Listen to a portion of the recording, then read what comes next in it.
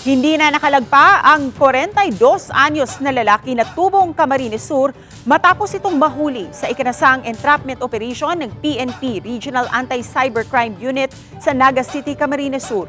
Sa report ng PNP RACO, inireklamo ng kanyang dating kasintahan ang nasabing lalaki dahil sa pagbablackmail nito na ipopost sa social media ang kanilang mga pribadong larawan at video kung hindi makikipagkita at makikipagbalikan sa kanya.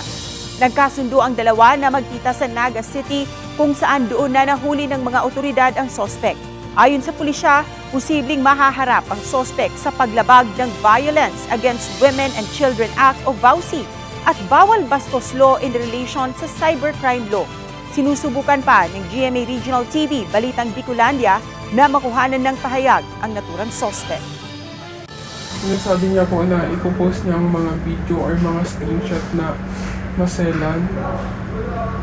Tapos, nag-abot ko sa point na chinat niya na ang mga barkada ko na ipapahilong niya daw po ang mga video ko. Mapaalala natin sa ating mga kababayan na kung maaari, lalo-lalo dito sa mga babae, na kung magkakaroon man sila ng lovemaking, huwag silang papayag na kuna ng larawan o video para hindi ito magamit na pang-blackmail sa kanila.